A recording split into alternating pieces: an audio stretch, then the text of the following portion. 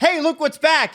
Roll up to win back at Tim Hortons. And that means you could win millions of amazing prizes with the swipe of your thumb. Yeah. Yeah. You ready for that? Yeah. Well, swipe of your thumb, or like you do that thing with your teeth a little bit.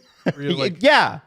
go like that. Imagine turning your routine Tim's run into an unforgettable vacation with sell-off vacations. Maybe a $1,000 Rakuten cash prize. The all-new, all-electric 2025 Volkswagen ID. Heck, even the simple joy of winning a free coffee or a donut can make someone's day. But you only have until March 23. So open up that Tim's app and get rolling. This is our game. So listen.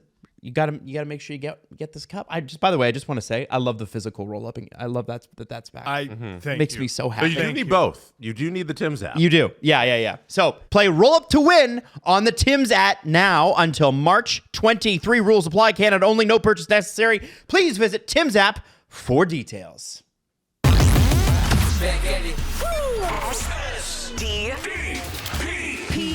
The Steve Dangle Podcast with your hosts, Steve Dangle, Adam Wilde, and Jesse Blake.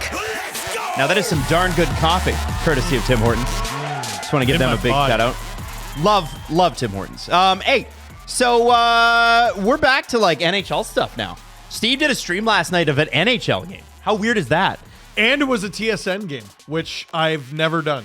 You've never done a stream? I don't think I've ever streamed a You TSN. stream Saturday. Saturdays, yeah. I do Saturdays in the playoffs. But you had something going on Saturday, so you were like, I'll do Sunday instead. Yep. That's great. No, I said I want Saturday off, and you guys said do Sunday. Yeah. And so I was like, yeah, okay, fine. Now listen, before we get into everything that was this weekend, there's plenty of teams to talk about, including the Leafs, the Bruins, the Panthers, the Preds, and so many others. And Trevor Zegras is hit. That was wild. Yeah, wild. he's going to get suspended. Let's talk about the big news of the day. Number one, our show at the Alibi Roadhouse is officially sold out. London, Hooray! Ontario. Yeah, baby. We're so excited. Hey, you can't get tickets to this thing. But I just want to say thank you, everybody in Southern Loser! Ontario. You can't be there. Where's your Hey, you out there ticket? hoping to be there. You can't. You can't come. Can't come. Oh, it's a bummer for you, man. Maybe move on your tickets next time, huh? Get off that wallet. You know what I'm saying? If it makes you feel any better, you can see how good of a time you missed after. When we post the video. Yeah. Yeah, all of our live shows go up as an episode. So, yeah, you can watch it and be like, I missed out. The other big news today is defensive stalwart Noah Juleson has been claimed by the Florida Panthers. He was put on waivers yesterday by the Vancouver Canucks. And I don't want to get weird about this, but they did the same thing with a guy named Gus Forsling 5 years ago boy. from the Carolina Hurricanes. They have a good record of picking up defensemen on waivers, those Florida Panthers. I don't know. No. I don't know. Washed. Washed? Yeah, he's washed. Totally washed. Frauded. The Canucks had a bad weekend, but we're not going to start there. Okay. That's a tease. We'll go there too. So you just wanted to like slap him around? Terrible. Hey, Move on? You're not. If you're a Canucks fan, get ready because it's going to get. Well, you actually already know. It's the non-Canucks fans that probably don't know. I can't believe Canucks Twitter this morning and how depressed they are. But we won't get into that. Let's talk about Leafs Twitter. Let's talk about Leafs. Let's talk about 2 wins back-to-back. And we'll start with this. I think it is worth noting that there was significant booing during the anthem at both the Leafs and the Raptors game. And for the Leafs game on Saturday night, they just shut the mics off. So you could not tell at home. But Jesse, you were there, and it was. It wasn't throughout the whole anthem, but definitely at the beginning, there was a lot of guys getting really loud because the anthem's quiet. You know, when we had regular anthems, the anthem's quiet. So when like 20 guys want to just boo during it, it makes a lot of noise. Yeah, and there you go. It was quite a significant amount of booing off the top. But yeah, you guys couldn't hear it at home. Okay, so I didn't have the sound up because first periods involve my son now, right? So I didn't talk about it in the video. That happened for sure. Like, obviously there was booing. You were there. You saw it on TV. No sound. No sound. Because I couldn't find You could hear the anthem singer. Well, yeah. But that was like it. they cut the crowd noise. Yeah. I hate that, and that sucks a lot. And I'll tell you why. It's not about, you know, whether you are like, yeah, screw them, screw that, I'm gonna boo the anthem, or oh, that's classless and you shouldn't do it. It's Sportsnet.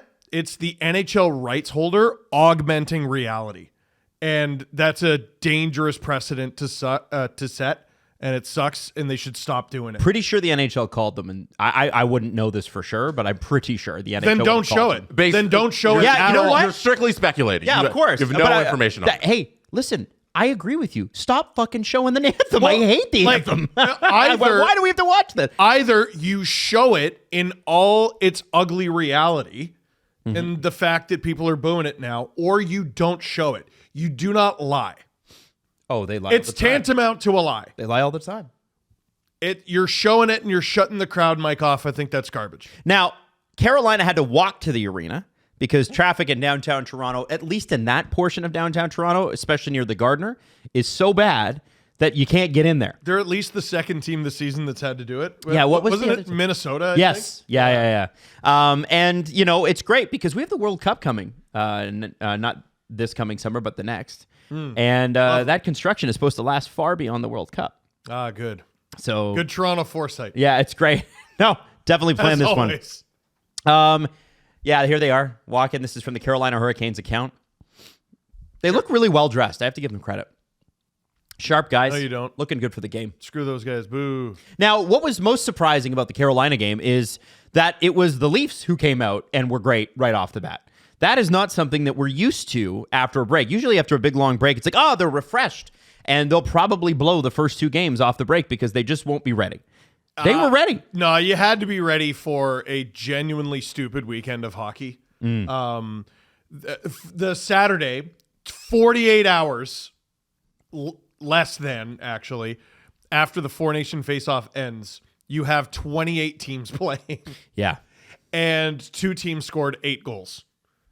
The Capitals scored 15 goals this weekend. They scored 8, then they went to the next town and scored 7. Yeah, they're good at hockey.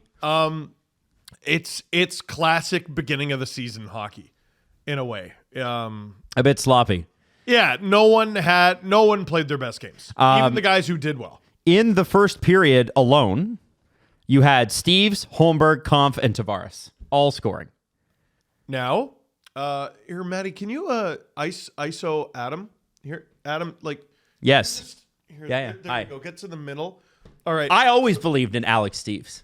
Okay. I've always believed that Alex Steves could do it. I think you need to. That's good. Yeah. I think you need to start with an apology. No. I think that what I said was, I can't wait for him to do it. And so I will take credit and say I motivated Alex Steves to score his first goal. I love, by the way, it took 2 minutes and 50 seconds. After I had said, what's the guy done at the NHL level? He's never scored a goal.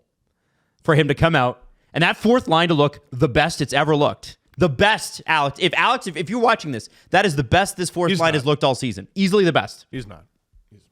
Alex Steves, congratulations. I apologize. I was wrong. But don't make me right again. Meaning, keep scoring, please. We need the depth scoring. It was great. It was a great goal. It's a goal scorer's goal. Guru. Here, all right. Maddie, here, camera on me. A goal scorer's goal. There you go. There we go. So the people who haven't watched Alex Steves, which I assume is a lot of people, unless you're locked into Marlies hockey, but one person who is Nick Barden, who covers Who the hell is that? Marlies consistently and covers the Leafs too for the hockey news. And he was laughing post game when he was asking the Steves questions because Steve scored from the Steve spot.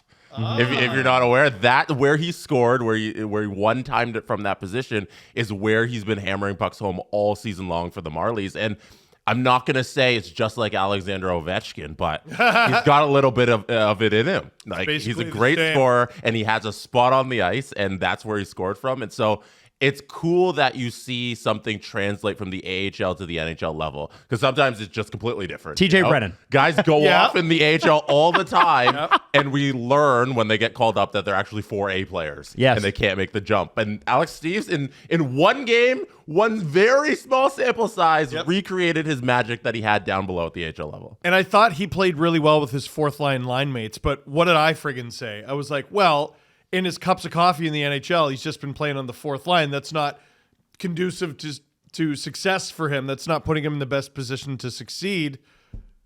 John Tavares. Here you go. Beautiful pass. Here you go. But less than 3 minutes. I want to say this. If Steve's was anybody else on that fourth line, let's say they'd started Dewar instead, who was ready to go. Let's say they'd started Reeves. I don't know that they would have been in that position, and I don't know that they would have shot like that. There'd be some fan in the 13th row with a broken nose. Yeah. Right? Steve. I took a picture at the game, and I want to know if you wanted to frame this and put it in the office. Let me see. Oh, look at that. Look at that ice time. Look at that. This is exactly what you wanted, right? And for anybody listening, it's Steve's on the ice with Tavares and Nylander. He's not on the fourth line. Yeah. After he had a little bit of a good start to the game, he got bumped up for a little bit. That's cool. He was playing up there, and this is what you wanted. This is how you wanted him to be utilized, and they did it. And I should say, I said a minute ago that like no one played their best hockey this weekend. I was wrong. David Kampf and Steven Lorentz randomly decided to become the Sedins. I don't know. It was always going to be a weird weekend. It just worked out in a delightful way for the Leafs. And Steve's is, I was about to say he's making it difficult for them to pull him out of the lineup. I actually don't think they're going to have any difficulty with that, but he's playing very well, and he's a legitimate NHL option. Some goal scorers that have scored, and this goes back to before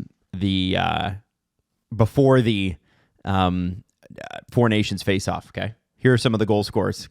Philip Myers. Hey.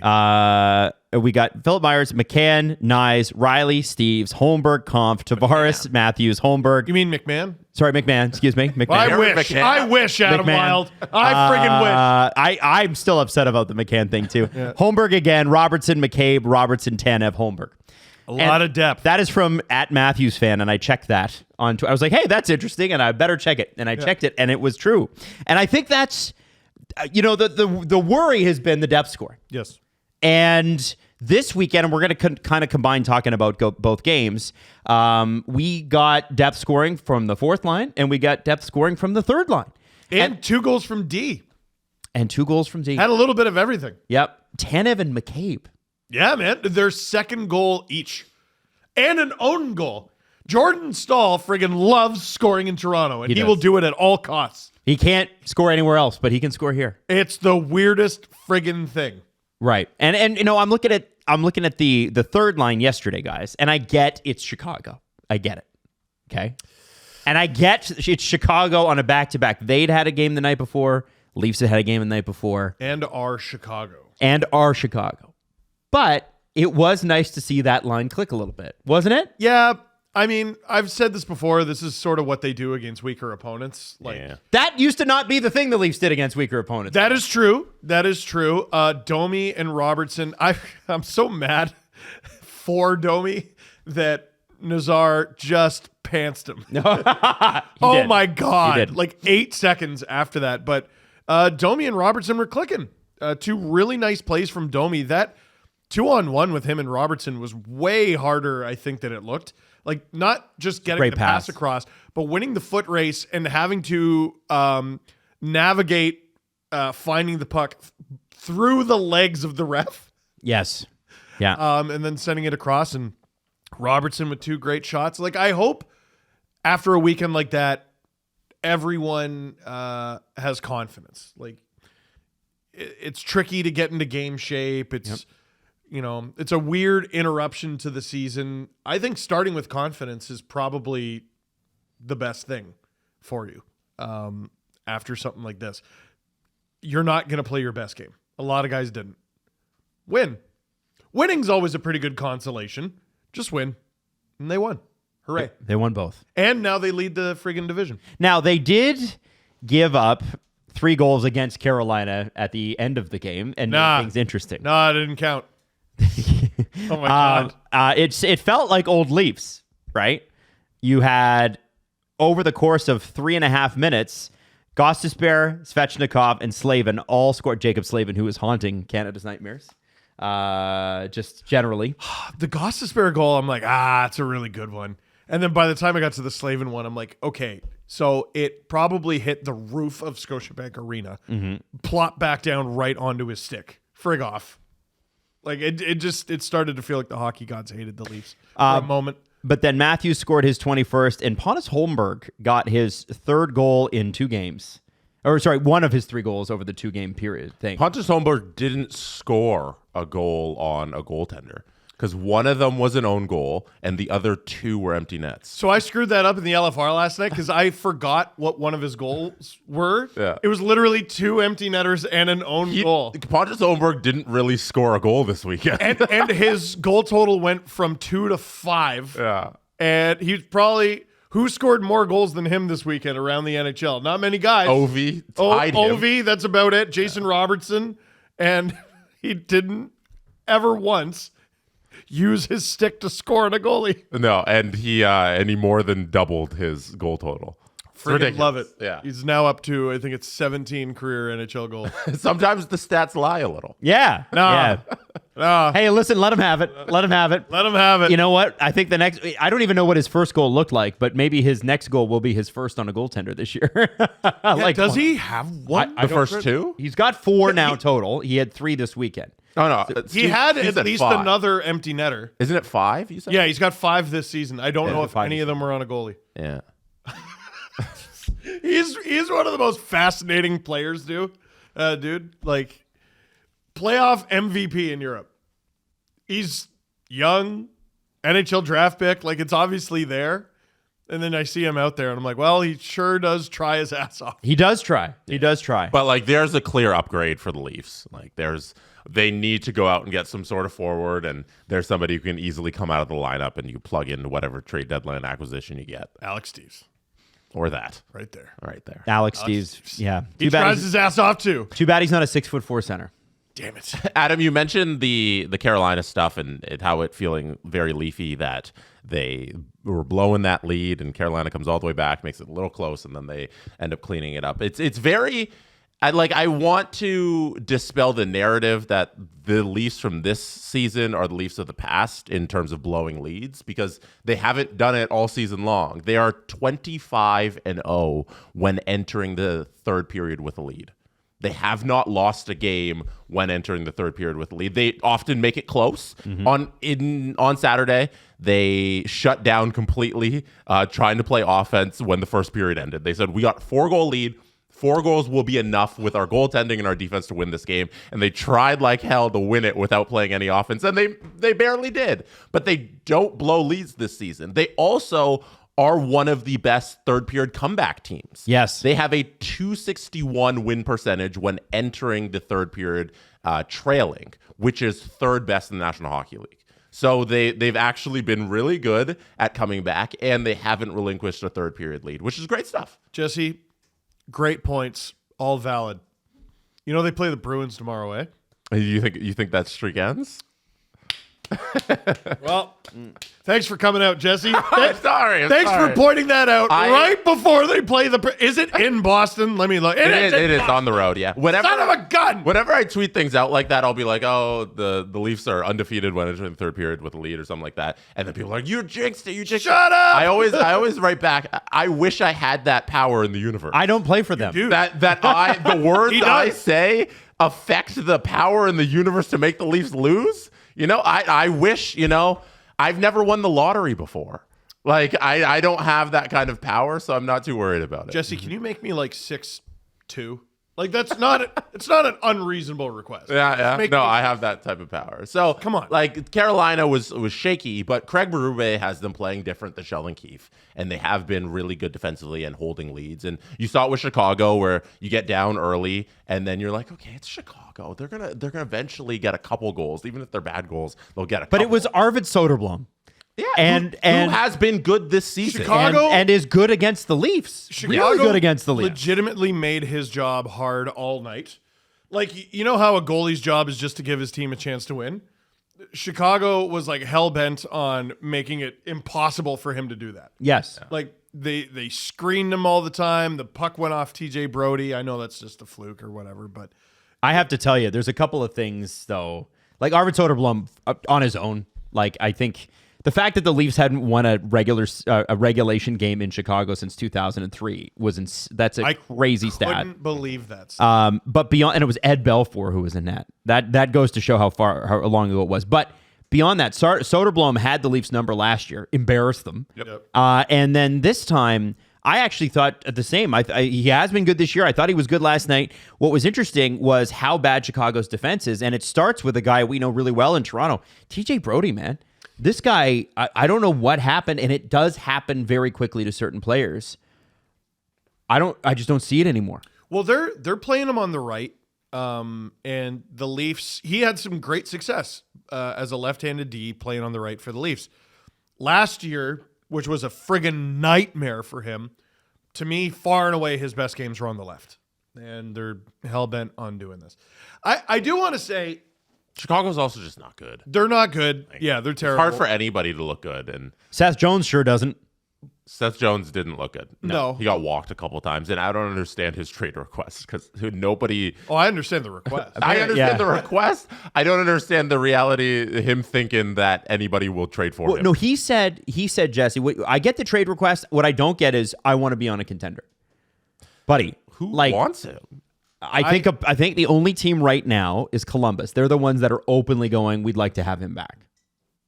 And Really? and they make sense because I don't even know if they're at the cap floor yet. They are. Mm-hmm. Like they have so much room that 9.5 doesn't matter. And they were saying on the broadcast last night, like, I don't like Seth Jones at 9.5, but $5 or $6 million. $5 or $6 million is a lot different than 9.5. If you're Chicago, you don't retain on Seth Jones because can't. that takes up a retention spot for the entire length of the contract, which is 5 years. and you're He has 5 years left? yeah, believe so, you don't sit. You don't have that sit on your cap for 5 years. Like, this is ridiculous. Stan Bowman's parting gift to Chicago. I wonder if he ends up in Edmonton. I do want to say this. Time flies absurdly fast. Seth Jones is 30. Yeah, crazy, right? I don't know when that happened. Because what I was going to say is I think requesting a trade out of Chicago is a mistake. He's at an age where it's not a mistake. If he wants to win, yeah, he should probably get out of there. But we talked about the Blackhawks at length a few weeks ago. We talked about how crap they are, and we talked about how crap the rebuild is going. But then as the conversation progressed, we talked about, maybe there is hope. And I've fully come around to, I think they're going to be good, and I think they're going to be good in shorter order than people think. Their decore's a nightmare. It's still so bad. But up front, holy shit. Chicago is going to score Bedard. so many goals. Bedard, Nazer. I don't think anyone, unless you're a huge OHL fan or you watch Oh Wow on the SDPN YouTube channel, knows who Nick Lardis is, but he's the 3rd-round pick of the Chicago Blackhawks, and he's scoring, I believe, over a goal a game. Is he an overager, though? In the OHL, I think he might have another year of eligibility. Like, he's crazy. He's absolutely crazy for the Brantford Bulldogs, Zach Hyman's new team. Mm-hmm. He's shooting the lights out. And the idea of adding, like, a Michael Misa to this team, because they're going to get another high pick. Like, very likely going to pick in the top 5 again. The idea that they're going to get another elite young player, Lev Shunov's going to come in there, Korchinski's going to come in there. You know, Bedard is playing with Landon Slaggert, who's another 3rd-round pick who looks like the Blackhawks hit on. I mean, fuck. They're going to be good in short order, but this season is a nightmare. Yeah. Every time I look at the Blackhawks lineup, Bedard is playing with someone who has single-digit goals this season. He's on an island. He's completely alone. And still putting up pretty good offensive numbers. Yes, he is. And he's so unbearably alone. But I think that'll change in short order. Just not yet. All right. We'll see about that defense, Steve. The decore's We'll see about that. awful. It's just so bad. By the way, yesterday, too, Jason and Nick Robertson made a little bit of history. They scored 5 goals, combining for 5 goals, which I think is pretty cool. They are the first pair of brothers to score multiple goals on the same day since Pavel and Valeri Bure, March 1st, 2000. Wow. Yeah. I wish Nick got a hat trick so bad. He could have had one. Friggin' Brody clearing it off the line. He had such a good night. Yep, he did. Ah, damn. He did. And I'm glad they didn't force the empty net to Robertson.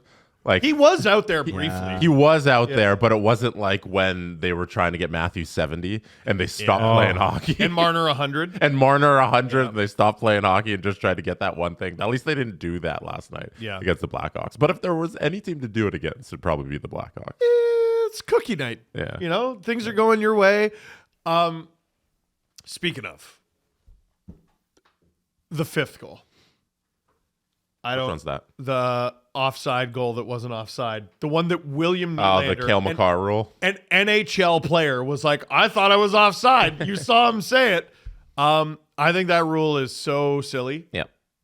Pretty silly. Like Tavares didn't possess the puck, even though he passed it to No, he was in the himself. middle of a dangle. That's so silly. So he relinquished his possession. What if- possession No, he in that- didn't. In that half instance where he doesn't have a stick on the puck, and that means he doesn't have control. It's silly. It's very so silly. silly. What if it's a they dumb rule. What if they just instituted the technology and didn't have to go to a 20-minute review over it See, too? technology- Over an empty net goal too. Technology wouldn't have helped. Yeah, that doesn't fix that part don't of the think so? rule. No, because it's about Possession. Tavares' relation to the puck, Yeah. not the puck's relation to the blue line.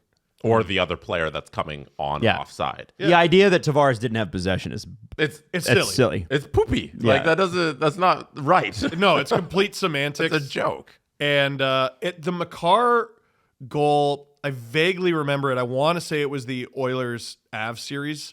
So that was in a playoff game, I think. Which, if I'm an Oilers fan, like, man, I'm not a huge hockey conspiracy theorist, but they get jobbed in the playoffs a lot.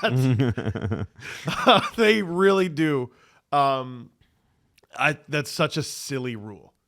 It's a very silly rule. To me, it's use the line and the puck and nothing else. What does it matter? The only time I have some time for the rule, and this is where the waters get muddied, is if a player is going in backwards, but they have possession of the puck. Mm-hmm. But also, you could just make it very easy by being like, no, you're offside if you do that. Mm-hmm. I don't know. You have the line, you have the puck. Make the rule just that. The Leafs have 5 games in 8 days to start right after the Four Nations. So that means you got 3 more this week: Tuesday, Thursday, and Saturday, I believe, is what we have. So tomorrow night versus the Bruins. I believe the Rangers are Thursday, and then Saturday, I have no idea. I haven't looked that cannot far ahead. believe how many players who are in the Four Nation face-off, the tournament, and especially the final, how few players missed a game. Yeah. I can't believe it. Yep. Slavin looked good. Marner and Matthews played both games this weekend. What? Yeah. Yeah, Slavin did. Season doesn't stop, Steve. No, I know, but like Matthews was nursing an injury during the tournament. Marner was nursing one before the tournament began. Like, I don't know. I thought they might have missed a game or two. Matthews only had to play 2 games in 7 days, or 6 days. 2 games in 7 days. 6 days. Because he plays Saturday. Or no, sorry, 3. No, he plays Saturday and Thursday. He takes off Monday, so that's 2 and 6, right? Oh, he's a bum then. So I'm just saying, like, it's not that stressful. How's it going? Yeah, but no, I think, guys, this is time for us to. We're 3 guys with mics, right? Let's talk about kids these days and how they're soft. And No, I think they don't. Man, we could make understand- so much more money if that's all we did. Yeah, they don't understand what it was like when I played. you a saw long it time ago. with McDavid. I thought you could tell he was a little slower on Saturday's Yeah. game, especially. They played back-to-back, was it? He might have had like his worst statistical back-to-back games like of his career. Yeah, Sunday was a little better, but Saturday especially, I thought McDavid was a little slow. And you're like, yeah, he's played a whole bunch. You see that stat where no Canadian scored on Saturday? Almost all of them were a minus, and there was one lone goal scorer, Sidney Crosby. Oh yeah, but Because of course. But they got dog water. Yeah, no, they got fucking killed. Who cares? Oh that my Crosby god. scored. I felt horrible for the Penguins. I know you're talking about the Canucks had Yeah. the weekend, and we're getting to that, but Penguins got dog walks by it was the Caps. Yeah. 8-3. Crosby did get a goal, but they got killed.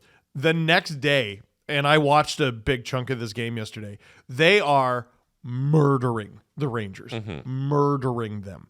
At one point, the shots were like 26-5. The score's 1-1.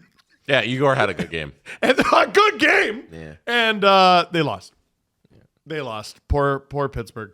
That's dropping 4 real important points. We're talking about the Leafs, though, right? What? We're talking about the Leafs. Are we? They were talking about the Leafs. I don't know, man. That's what we had planned. That's what we were doing. Oh, did we? Now we're So I'm talking only about New halfway York and through Pittsburgh. Okay, so this is fun. Right at the top of the hockey section of BetMGM's website is Ovechkin chases greatness. Ooh. Okay, so we got 3 that I want to run through today. First off, he's got 13 goals needed to reach 895. Gretzky famously is 894. Yes. And does he do it this year? Yes or no? How many games? There's a lot of games left. I think I think there's like 20-something games left. Oh, baby. Now, yes is a 1.56. No is a 2.35. Does he do it this season? Does he do it this season? Yes. Jesse, are you saying yes? Yeah. Yeah. Now- So I want to know how many games. Because how many? What's this like scoring pace has to be, right? It's Basically a goal every 2 games. 20 games Okay. to do it in as many games as Gretzky, but I don't know how many games are left this season. How many? The Washington Capitals have played 57 games. There you go. 67, 77 plus 5. 25. That's right. So he's got it's half a goal a game. He looks so motivated that I'd say yes. And he got a hat trick this weekend. Yeah. He could have had more. Oh, should have had more. Yeah, no, I'm going with it's going to happen. Okay. This is where it gets more fun. That one's fine. That's a good little taster, but this is the fun one. Method of Ovechkin's 895th goal. Even strength is a 145. Power play is a 250. Okay. Shorthanded is a 67. Do you put 2 on the 67 just in case? Nah, that's a donation. Nah. So now I'm going to go power play. I'm going power play as well. Jesse, do you go even Yeah, strength let's or make it 3 for 3 power play. power play? That's fun. Okay. Now, then we get to the schedule. So let's get the Capitals schedule up because the interesting part now is you can bet on what is the most likely team, does not score 895 fifth goal, obviously, is an option, but who does he score it against? Okay. And so the Capitals have a bunch of games towards the end of the year that you might be interested in. Okay. Working backwards, their last game is April 17th versus the Penguins. They've got a game versus the Islanders on the 15th, a game against the Blue Jackets on the 13th, a game against the Blue Jackets on the 12th, a game against the Hurricanes on the 10th, Islanders, Blackhawks, Hurricanes, Bruins, Capitals, Wild. And that brings us all the way back to March 27th, right? And we're talking, that's, 15 games from now. Give me the Blue Jackets on the 12th. Blue Jackets on the 12th, so the first half of the back-to-back. Yeah. So the Blue Jackets is the most likely at this point. At Oh, really? 650 times your money. 6.5. Ooh. Now, Jesse, I have never bet this way before. Uh-huh. There are some that say it could come as early as, say, the Panthers March 22nd or the Jets March 25th. Would you be willing to go that early? No, I would go with the Blackhawks on April 4th or the Hurricanes on April 10th. So Hurricanes are 8.5 times your money. The Blackhawks are 12 times. You know what? Give me the Hurricanes because then I get 2 games. I get April 2nd, Right. Wednesday, April 2nd, and I get Thursday, April 10th. So I'll take the Hurricanes. Okay. Notable. Because you're not betting about the game. You're betting the opponent. Right. So I get 2 dates there. And that's why it's And you interesting. get 2 dates there too with the Blue Jackets. Because they're back to back, April 12th and April 13th. Yeah, so I'll take the Hurricanes. It's a fun one. Well, how do you think that they celebrate this? Like, do they stop the game? I definitely think they stopped the game. Okay. Yeah, they stop the game. Everyone comes off the bench. I don't know about a ceremony, though. I think here's the cleanest. So hold on. You stop the game, but you don't have a ceremony? No, here's what you do. He scores in Columbus. Uh-huh. Everyone comes off the bench. They congratulate him. Yeah. Maybe a little thing goes up on the video board. All right. Next day in Washington, the game starts 45 minutes late. because they do a full montage. Yes. No, they do the ceremony at the time. Yeah? Yeah. Even if it's away. Yeah. No, Okay. because I assume they'll have the traveling squad with him. Like, I assume Gretzky will be traveling to every game and all that stuff. And you stop the game, you bring him out, you give him whatever golden stick you have, platinum stick that Gary Bettman hands him, and that'll be the big ceremony. Now, because it's the NHL, and this is the last question, and they like round numbers, does he get 900 this year? No, next year. Next year? 900's too much. Okay. All right. So you can check that out right now at betmgm.com/dangle. It's betmgm.com/dangle for terms and conditions.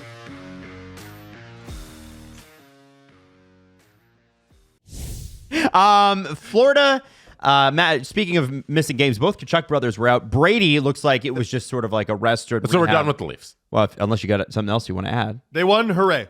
I think it's a good start. all right. It's great. Okay. Yeah. I want to move on to I this know. is Leafs news though. This Sure. pertains to the Leafs. Okay. That's how I set the show up actually. Well, because the Leafs asked if are we were done with the Leafs, and you said, yeah. this game left the Leafs in first place. This weekend left the Leafs in first place with a couple of games in hand on the Florida Panthers. Okay. Matthew Tkachuk, Brady Tkachuk both sat out. Brady, not for long, looks like.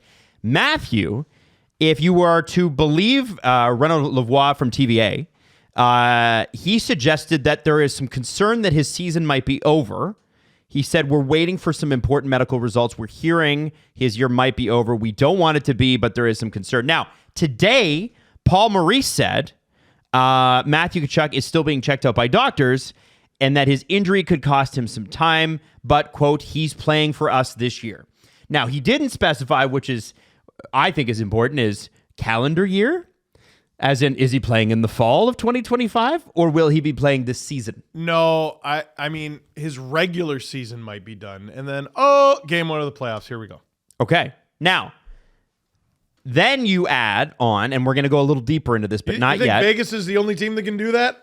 Ha! You think Tampa's the only Florida team that can do that? Ha! There were multiple articles from Bruins outlets this weekend saying essentially the same thing, that the Bruins look like they're waving the white flag on this season. Well, they're boned. Like, to lose Charlie McAvoy potentially for the season and Hampus Lindholm, it seems like confirmed for the season. That's your top pair. So you're boned. the Leafs are currently in first with a game in hand on the Panthers. Okay. Good. The Bruins are actually just a point out of the playoffs, but It's hilarious. it's hilarious. The Florida Panthers might lose Matthew Tkachuk for at very least the rest of the regular season. Or like, let's say a month. It's a lot of time. And the Tampa Bay Lightning, who are better than people give them credit for. They've been ignored, and you saw that Brandon Hagel goal this weekend. It was crazy. Winners of 5 straight. This is the Toronto Maple Leafs' time to win this division, is it not? You're probably not going to have a better opportunity, man. Like, you do this now. You got You go in now, right? 2 goalies who give you a chance every single night. You got one of the better shutdown pairs in the entire NHL for the first time in ever. The core 4 is clicking pretty well, and they got a little bit of help from guys like Nyes and McMahon. Trade deadlines here. You can make some very obvious additions to your team. Yeah, go for it, dude. Do you think that they will? Because we've been warned by Calgary Flames fans that Brad Treliving is a dud when it comes to the trade deadline. People keep joking about how it's going to be like Ryan Donato and a pick or something like that. I don't know. That's what Flames fans have said. Now, I don't know that that's necessarily the case, and it also might be a different situation. Like, maybe ownership wanted different things in Calgary, and they didn't want to give up picks. If you're the Leafs, what are you willing to sell? Well, this is the thing. I know everyone wants a big swing. I'm not really on that team right now. I'll get excited if they do it. Don't you worry. But, like, if you had to ask me what I'm looking for, like, unless you're willing to do what Colorado did and empty the friggin' cupboard, just lay it bare. I don't see a huge swing here. Like you said, it's going to be like Donato, and I'm like, I'll take Ryan Donato. That sounds great. You can get him. Versatile forward. He can play, every forward position. He can play a little center, score you a few goals. Yeah, I'll take Ryan Donato. Hell yeah. I know it's not the sexiest thing. It's not the most exciting. I would like to see them make upgrades at several positions, and you're not going to get a superstar at like 2 or 3 different positions. You're going to have to Pick which position? Well, you're going to either have to take a big swing at one spot and then sort of live with the rest of your lineup, or you're going to have to be like, all right, here's Ryan Donato up front. Maybe we get another depth forward like a Brandon Tanev and a defenseman. Left or right, probably right. And who's it going to be? Oh, it's going to be Erik Karlsson, I bet. No, it's going to be like, I don't know, Connor Murphy played last night. Maybe it's a guy like him. It's not going to be sexy names, I don't think. I think there's going to be some unhinged behavior at this deadline. I do. I just don't think it's going to come from Toronto. Really? Yeah. That is so disappointing to hear. I know. Jesse, do you agree with that? I think it'd be ridiculous to sit on your hands this trade deadline. I don't know when. If you're not going to go for it this year, I don't know when you're going to go for it. It's been so long where they haven't done anything in the playoffs of significance that every year needs to be the year we're getting it done. And I don't want one game on the weekend or 2 games really on the weekend where you got some depth scoring to cloud the judgment of the front office and believe that they have depth scoring now. No. It's not true. Go out, make your big swing, and add to the team. I will say, If not this year, then when? We're going to wait for next year? I think all their decisions are made. Like I was saying, oh, yeah, get Cal Yarncroke in the lineup and just see. Nah. Like, there's 5 games left. I think your decisions are made. Yeah. The 4-Nation face-off was very fortuitously timed. If you're a GM who wasn't a part of the tournament, you had all that time to be like, all right, there's a 2-week lead up to the trade deadline. Let's make our wish list. Let's start those conversations if they haven't already begun. I just don't know if any surprises are going to spring up. I'm going to ask this question. I think there's going to be a lot of surprises. I'm going to ask this question because I think I know what your answers are going to be, but I'm curious if you will have different answers. Starting with Jesse. If there's a position you take the big swing on, what's the big swing position? Isn't all year we've been telling them to go get a center? That's what I think. Like I don't want that conversation to change because they're good now. It doesn't mean they're better at that position because they've been good from October to February 24th, and they've still always needed a center. Here's the big swing I take if there is a big swing to be taken. Center, just like you said, and they got to be locked up going forward. To me, I don't care. I'm just not enthusiastic about rentals. Why are you worried about next season? Because it's a good way to operate. Win the cup. Not when you have to win this season. Like it is kind of a pivotal season. I hate that mentality where these GMs will be afraid they want to hold on to a draft pick. You know when that draft pick's coming up? Like 5 years 2030. from now. 2030. Like it's so unimportant if you're trying to win. And you see a team like Colorado go out and trade everything. You see Vegas go out and trade everything. Be bold and make a decision. So I don't care about the draft picks for coming up. Jesse's correct. And I'll tell you why I'm wrong. I'm going to analyze me for a sec. I'm wrong because all season, I and a lot of Leaf fans have done an exceptional job of ignoring the fact that Mitch Marner and John Tavares have expiring UFA deals. And Matthew Nyes doesn't have a contract. We're doing real good, guys. Way to really, hey, old school. Don't address the problem. Push it down. Be a man. Push it down. Yeah, be a man. Push it down. Don't address the issue. It's Marner is not a UFA, and Tavares is. And you just push it down until I don't know. At some point, I clutch my chest from the stress in June. You're right. Any other team in the league, we'd be looking at and going, "Why are you sitting on your hands?" It's like the Brad Marchand conversation. Like any other team in the league trades that player, probably. You either, with Marchand, I think the Bruins either have to sign him for the rest of his life or get rid of him immediately. Yeah. With the Leafs, There very literally may be no tomorrow, and maybe you should operate as such. Just fast forward to like, what is it, like 8 weeks from now? Leafs lose in the first round.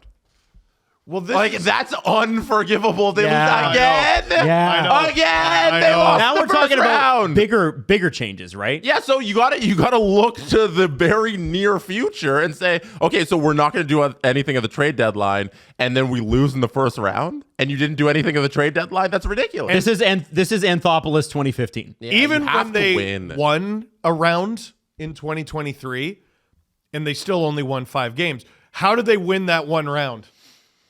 The biggest swings of Dubas' tenure. Yeah, he went out and he Achari, got Ryan O'Reilly, O'Reilly, he got Luke Jake Shen. McCabe, Luke Shen.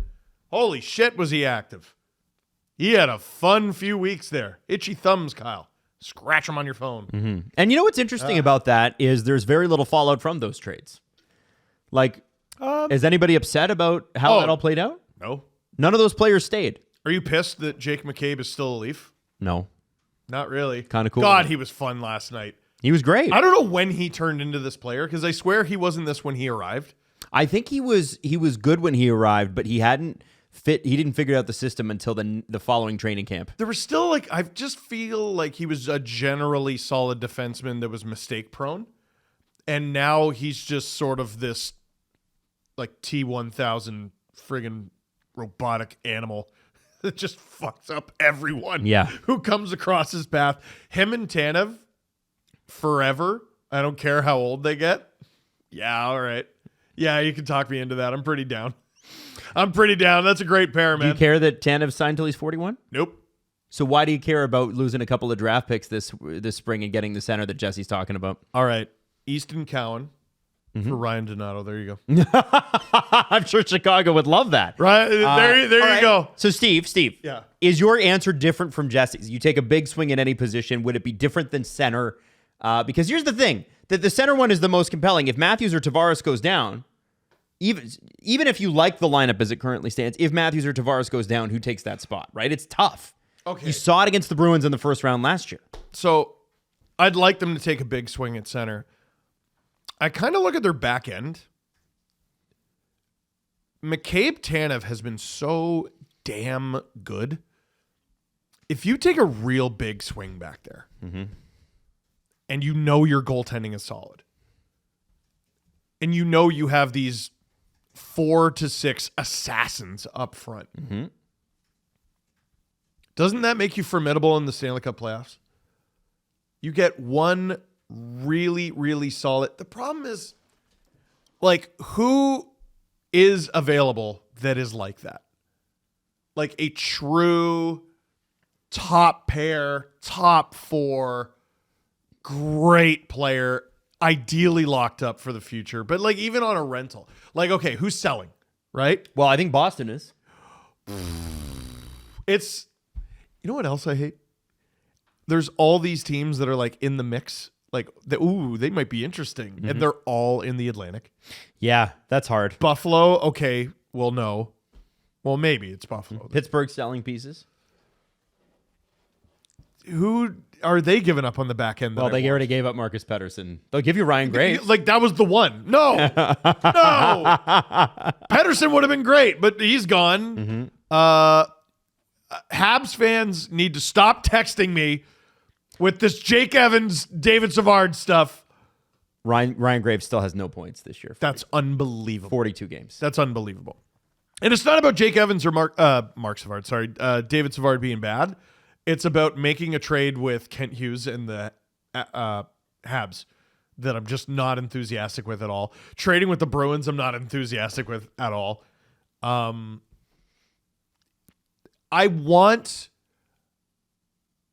Listen, Brad's reputation from Flames fans is earned. I want him to surprise me.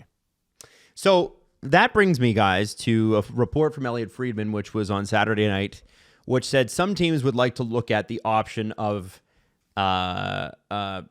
uniting the Shen guys. Braden Shen and Luke Shen. Put them both on the same team. It's a good idea. Now, the cost for Braden Shen that's out there is minimum a first-round pick plus. That's a terrible idea. I don't know about a terrible those idea. players, and I know Braden Shen is not the player he once was. No. But those players kind of solve what the Leafs need, do they not? Yeah. Like they're sort of exactly what they need. Dude. Like if you walk away and those are the only two players you get at the deadline, that's a 10 out of 10 success. You put Shen with Riley because you already know it works. Which Shen? Aha. You take Luke Shen, put him with Riley, you already know it works. That's the second pair behind Tanev McCabe. Yep. Lol. Already lol. And Oliver Ekman-Larsson is now third pair. And then it's like OEL Benoit, OEL Timmins, Zoya, or maybe Hockenbach comes back. All of a sudden, that's a much better looking decor. And then Braden Shen, I mean, even if he's lost a step or whatever, grossly outperforms anything the Leafs have had in that spot this season. You could even have him, you probably don't do this, but you could even have him like on Tavares's left wing with Nylander. And then your top six is Nyes, Matthews, Marner, Braden Shen, John Tavares, William Nylander. And then your bottom six still sucks is the only problem. Right? So you maybe don't do that. But it's a team that's just not far away from being crazy. They're already good. But it's funny. Like last night, I was like, oh, yeah, the Leafs are if they win this game, they're going to be first in the Atlantic, which means they're probably close to first in the East. Nope. And then I checked. Not even a little. They're still because the Caps won too. I think they might be 14 points behind. Caps Washington. are amazing. Holy shit. Yeah. So you're playing, if you get top spot in the Atlantic, you're playing the top, or sorry. Yeah, top spot in the Atlantic, you're getting the best wild card team. Which right now I believe is Ottawa. Whoa. It's Ottawa or it's Detroit. Oh, it's Detroit, actually. Detroit's ahead of them. Even that's fun. You're probably playing an Atlantic team. You can't escape this damn division. Nope. You can't. No, I would really like to see them improve at multiple positions. Like, I'm looking at this. Jesse's right. I think we're both right. Like, Jesse's looking at this. Jesse, do you think we're both right? No, of course not. Yeah, because your example about Braden Shen is really good because that solves both problems. Braden Shen signed for the next, I guess, 2.25 seasons, like 2 years after this season. So you get long-term assurances there with a $6.5 million 3C, plus you get the center for this season. So there's two problems solved there. Like, I'm looking at it like you have your big swing or you have your solve multiple problems, and I'm having trouble being optimistic enough to tell my brain, like, no, both are doable. You can do both. It's just, I don't know. I don't want to be the fan who's like, no, my team's getting everybody. But I want them to get everybody. It'd be fun. But you lose in the first round in like 4 games to Ottawa, and like Mitch Marner's no longer a Leaf. I'll never recover. That's on the line. I'll never recover. No, shut up. Jesse, I've done such a good job pushing this to the side. You stop it. I've done such a good job. So I think you would be doing a disservice to yourself if you don't try and add to the team. Hey, counterpoint. What if I continue to gaslight myself for 2 months? I'm going to do it. Jesse, I'm going to gaslight myself so hard. Would you do the Shens or would you do something else? I don't think Luke Shen is the defenseman. I don't know if that's the correct guy. But who Braden would Shen's you want great. them to go after? Like, who do you think? I don't know. I haven't really looked at the right-handed shots that are available. Like, Luke Shen's the archetype like you want, but I don't know if he's the exact guy. The contract is really good, and you get him for next year, but they have so many defensemen right now. I don't know if it's a little clogged if you bring in Luke Shen. I wonder if like a Timmins or Benoit goes the other way if that deal happens. Yeah, right? that would probably make sense. Shen Benoit didn't have the best game last night. No, that pair didn't have the best game. No. Shen having another year at 2.75 is so appealing. Like, I don't care that he's 35. There's options, man. And getting Luke Shen would involve the Leafs doing my favorite thing. The thing that all smart GMs should do this year. Calling Barry Trotz. Well, that is a rudderless, clueless team at the moment. Call them. So let's talk. Get 2 phones and call them twice. Here's how bad it is in Nashville, now that you mention it. Nick Kaiser, who is a reporter for 102.5 The Game, said this is the 7th time in their history that the Predators have been shut out at least 8 times in a season. They've been shut out what? The last time they were shut out this many times was 13-14, and they were shut out 9 times. And also of note, gentlemen, I thought you'd find this interesting, from the Tennessean, which is Alex Daughtry, I think is how you pronounce your last name. Sorry, Alex. Well, it's actually pronounced the Tennessean. The Tennessean? Yeah, is that what it is? Yeah. Steven Stamkos. 9 consecutive games without a point. The first time it has happened in his entire 17-year career. He has, since January 25, 0 goals, 0 assists, 19 shots, and he's averaging only 17 minutes a game. Why aren't we talking, like, listen, cap's going up, let's get insane, right? Could a Stamkos to Toronto thing make sense? Stamkos to anywhere. Stamkos to center. He could play center. He can. He sure as shit can. God, that'd be fun. It'd be great. Ooh. Oh, that'd be fun. I mean, is Stamkos as your third line center? I think you survive. I think you're okay. Can he reunite with the man? Like Matthews fought Stamkos in the playoffs. That's right. That's right. He did. That's such a bullshit 5-minute major that Austin got. That wasn't a fight. Yeah, no, like that is, I'm definitely picking apart all parts of that corpse. Like, I think the Preds should be open to everything, including throwing both guys they signed to huge deals this summer. Marchessault and Stamkos? Oh, my God. Who the hell is not kicking down the door to get Marchessault? Playoff performer to the max. Yeah, he won a Conn Smythe. Mm-hmm. Who's not kicking down that door? Oh, now we're cooking with gas. Now I think, are we more in your lane now? Marchessault to the Leafs? Well, screw it. Like, or to a the Stamkos. anyone's, really. Would you do Stamkos? Stamkos to the Leafs would be pretty fun. Stamkos is probably a better that would bring full circle the offseason when he didn't sign with the Leafs, right? That's right. That's right. The pre-Tavares offseason. We don't talk about that here. Depression is learning. Julian Brisebois nailed it. Well, so Steven Stamkos makes $8 million until 2028. Jonathan Marchessault, 5.5 until 2029. Stamkos is 35. Marchessault is 34. Now, Stamkos can play center. Marchie's a left winger. Marchessault at that number is crazy. That's a crazy number. Not a great age. Not a great age. But that number's pretty good. Ryan O'Reilly, 4.5 for the next 2 seasons. I mean, no trade protection for him, too. Which is really stupid.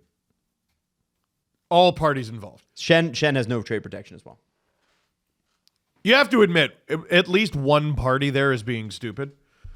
Either it's the player for agreeing to no trade protection, or it's the team for make-believing that they do have trade protection. You could one-stop shop. Like, I know we just did Braden Shen and Luke Shen. One-stop shop. Ryan O'Reilly, Luke Shen. Get the band back together. They both play for you next season. Good Lord. And, like, I know Ryan O'Reilly, like, I don't know exactly what it is with him, but, like, I question how much pressure would actually be on him. Like, if I think at this point it wouldn't be high. Well, if Tavares and Marner both stick around, like, it's still them. The expectations still fall on them. Everyone, I think, is savvy enough to know what you are at this point in your career, which is like a premium third line center who can play second line if someone gets hurt. First line if you're really screwed. Yeah. But like in the playoffs, you're ideally middle six. You run the middle six. I don't know. I think the big swing. No, see, now I'm getting insane. This is why I was like, no, I want a few little trades. And now here I am going, why not get both Shens and O'Reilly? Why not? Well, they could never make that See, work. I can't. You give me a rope, I want to be a cowboy. You can't do this with me. No. Connor Murphy, Ryan Donato. but wouldn't it be fun? Jesse, I hate what you've done to me, Jesse Blake. would you find a way to fit Steven Stamkos's $8 million till 2028 into the Leafs cap? Probably not. Would you find a way to fit Jonathan Marchessault's 5.5, even though he's a left winger, and they could use some left wingers? Yeah, Marchessault would make a little bit more sense, but it wouldn't make total sense. Marchessault, Tavares, Nylander. Would you find a way to Ryan O'Reilly? And there is some grumbling in the market about Ryan O'Reilly because he was offered the same deal by the Leafs. I would rank Nelson and Shen over O'Reilly, but O'Reilly's probably third. Okay. Dude, Marchessault and O'Reilly. The thing Marchessault, O'Reilly, Shen. The Luke Shen stuff didn't really make sense to me when it came out of the weekend because Luke Shen's not somebody who was on CJ's trade board for the Athletic, and he's not on TSN's trade bait board for TSN. So I didn't imagine that he's on a bunch of teams' lists that they're gonna trade for him. But this is the tricky thing about this deadline and navigating it is we're now, for the Leafs anyway, we're 5 games away from the trade deadline. For some teams, probably maybe a little more, maybe a little less. How many teams truly stink and are punting on the season? Mm-hmm. There's not a ton. Yeah, but if you're Nashville, I think that's a piece you keep for next season. Like, why you're not trying? What, are you going to be good? Nashville, yes, they're not trying to be bad next season. I think they were trying to be good this season. So I don't know. They're not going into a rebuild right now. They just signed these contracts, and I think their mentality is next season we're going to compete because that's what we were trying to do this season and this offseason because they have so much cap space and a lot of draft picks. Picks, yeah. They're going to make a lot of moves to try and be competitive, and Luke Shen's going to be on the team, and you can always just trade him next year if you're bad again. Why isn't Nashville a team that's frequently mentioned in all these Dylan Cousins talks? They need a center so bad. They have the cap space. They have all this draft capital. Is that not the perfect landing spot for him? And they have no interest in being bad. Right. I think their return to Buffalo would be too many futures because Buffalo doesn't want futures, right? Because what does Nashville have to trade off the hockey roster? Give him Stamkos. No. Doesn't help, right? Yeah. Okay. And if you're Nashville... If you're Buffalo, flip the first. Yep. Right. It's an asset, right? Like, it's a great asset. But I can totally see, like, that makes sense. You know, go after a player like that because you need a center. Definitely. Interesting. Let's face it, guys. After a night of drinking, we don't bounce back the way that we used to. No. Which is why we want to tell you about pre-alcohol. It's a surefire way to wake up fresh after a night of drinking, and it's a Z-Biotics pre-alcohol probiotic drink. It's a mouthful, but it actually tastes great, and it's the world's first genetically engineered probiotic. It was invented by scientists with PhDs, which is a lot more education than we have. Yes. And here's how it works. When you drink, alcohol gets converted into this toxic byproduct, and it's that byproduct that makes you feel not great the next morning. It's not dehydration. So when you drink pre-alcohol, there's an enzyme that breaks this byproduct down, and it's important, to snap back into place the next day after a night of a few drinks. Because why, Steve? Life. Kids, I think. And that's part of life. Kids don't recognize you not snapping back. They don't understand that. Nope. Neither Jesse, does your workplace. Jesse. That's true. Yeah. Jesse, is there a day where you go, I certainly couldn't use this? Oh, there's so many. Whenever you enter your 30s, like these things become more and more important as your body is no longer young anymore and your bounce back ability isn't quite there. Yeah. All right.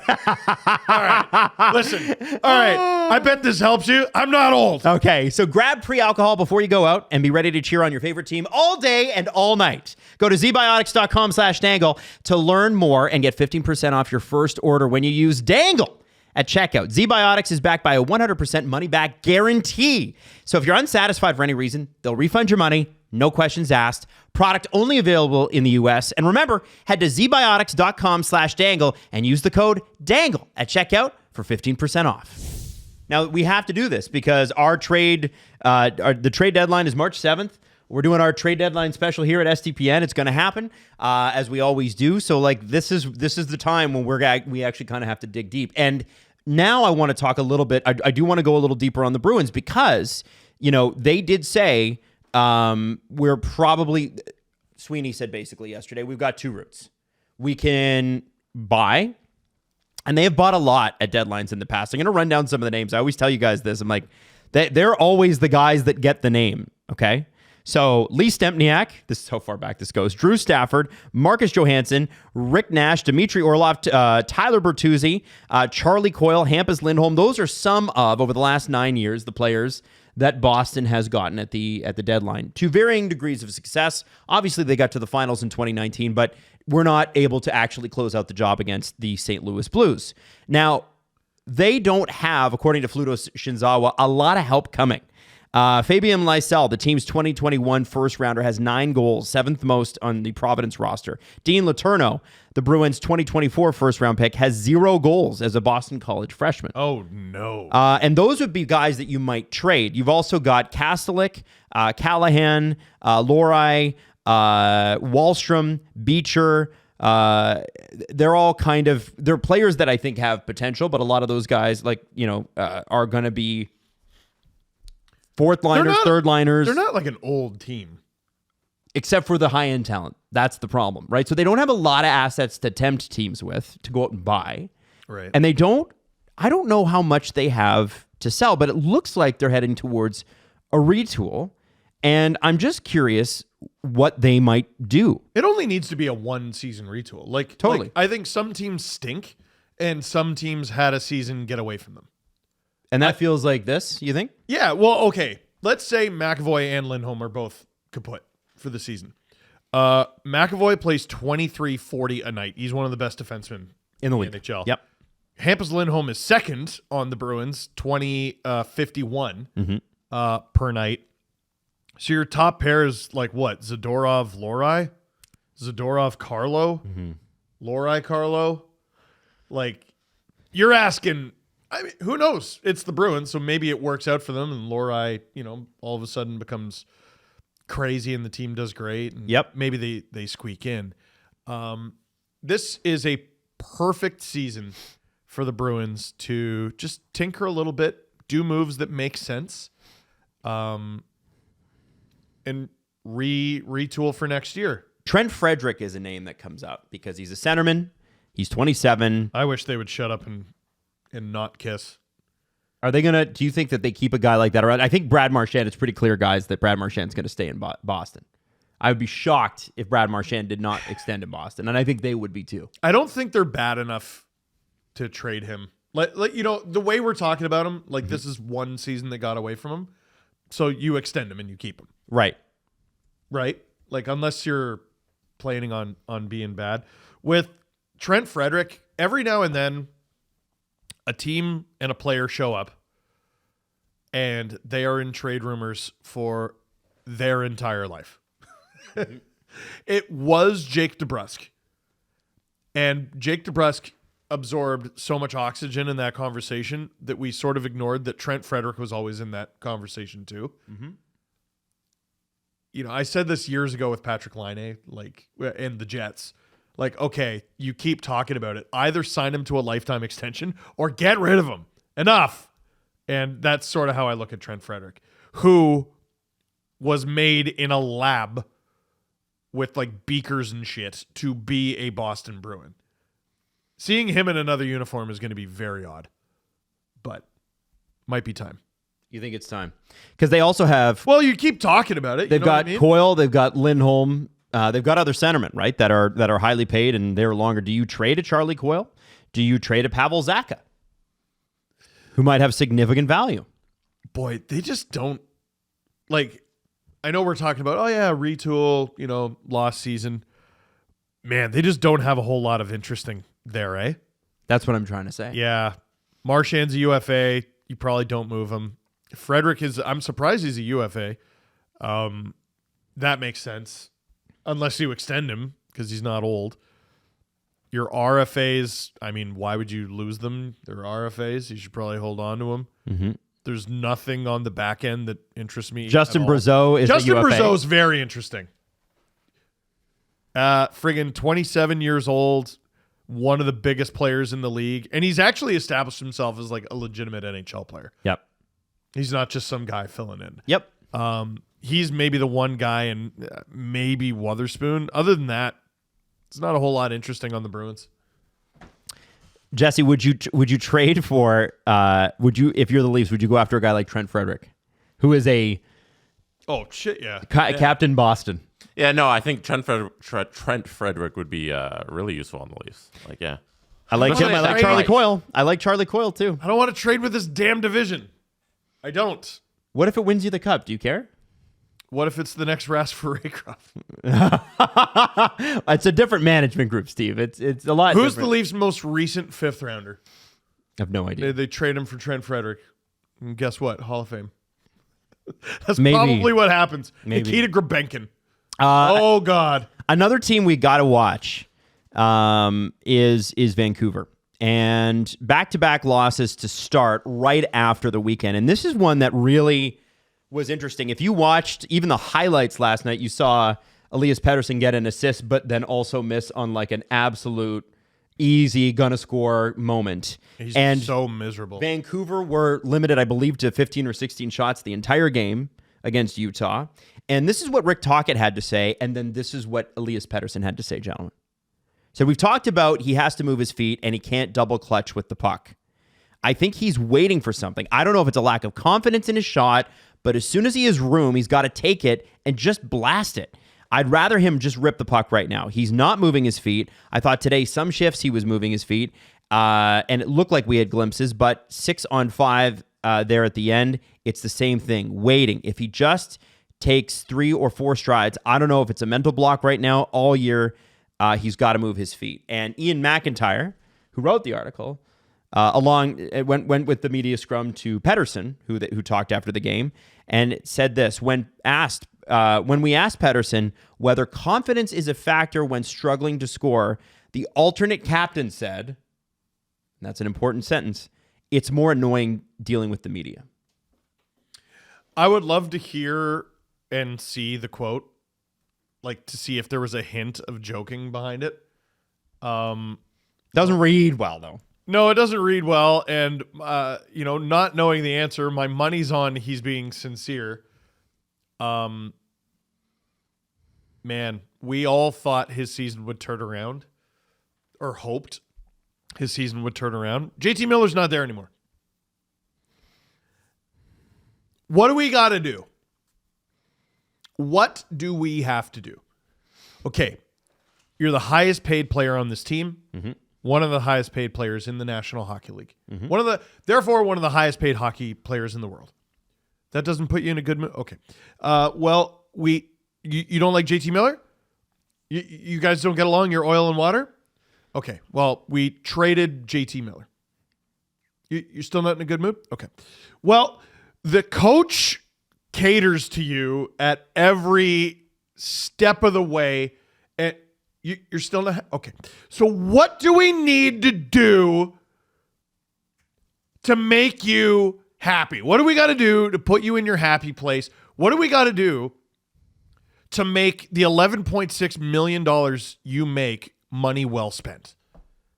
He's dealing with an injury, supposedly. Mm-hmm. Oh, my God. Okay, well, then he doesn't play. Oh, he's playing. Well, then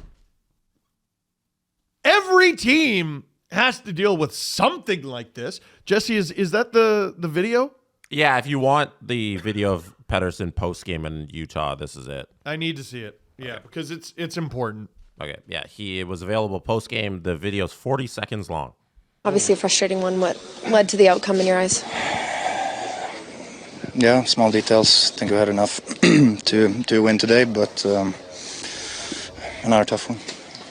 Can you just say, that the loss, obviously, but Artur Shilov's making 30 saves in the night. What can you say about him? Yeah, he played great, kept us in the game.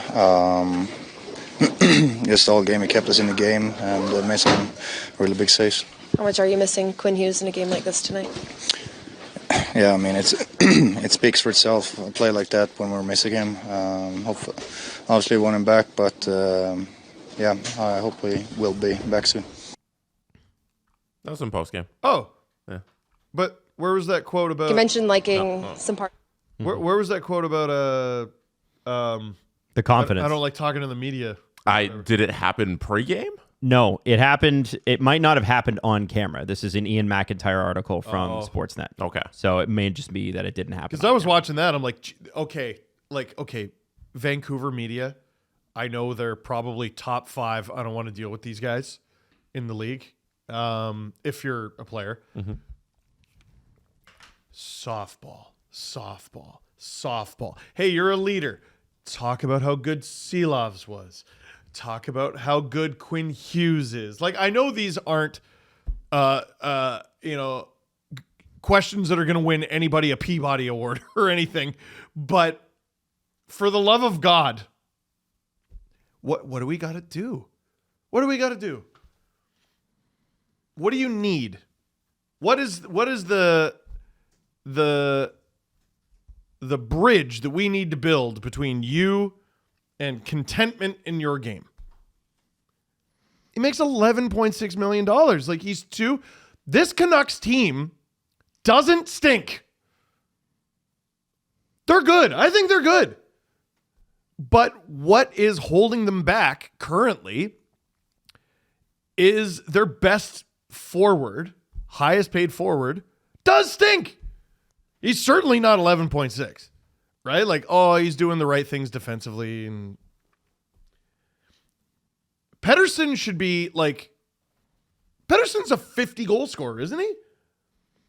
Like a perennial 100-point guy. 49 points in 71 games since the extension. Maroon. How many goals?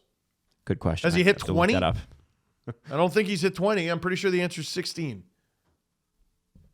Guys, like the Canucks, I mean, Tocchet, if he hadn't, he would be pulling out his hair with this guy. I thought Ryan... I was about to say, and then I looked over at Jesse's screen and I went, oh, wait.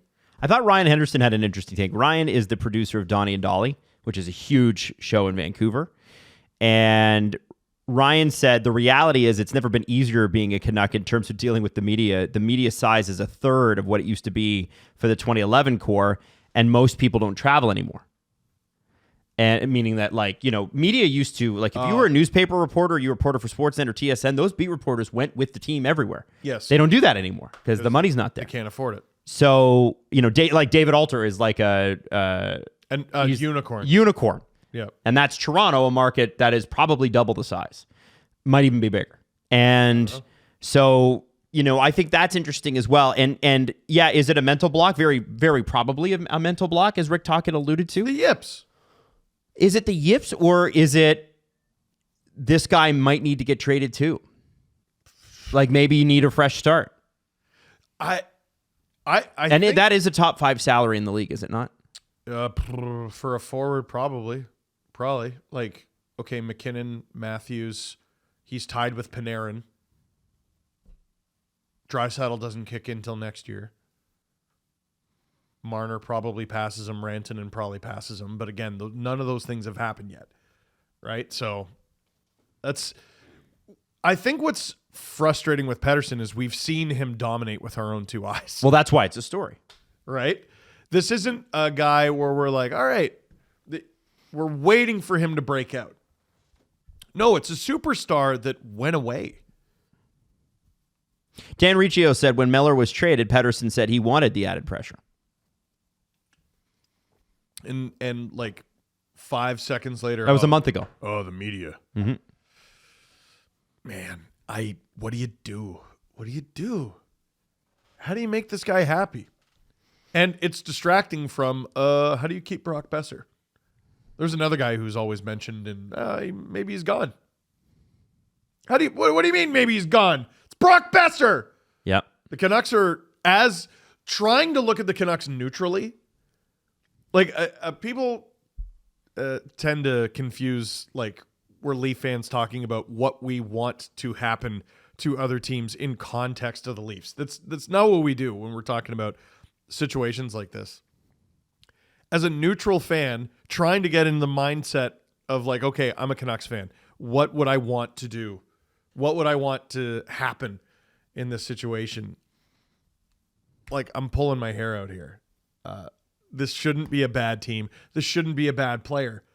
And, like, you mentioned the potential of trading him.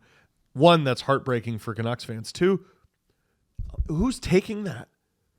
11.6. Like, if you're Well, taking him, I think if a team like Columbus is willing to take on Seth Jones, they'd be more than willing to take on Elias Pettersson. but you have to admit the Blue Jackets would be blindly guessing that he's going to return to form. Yes.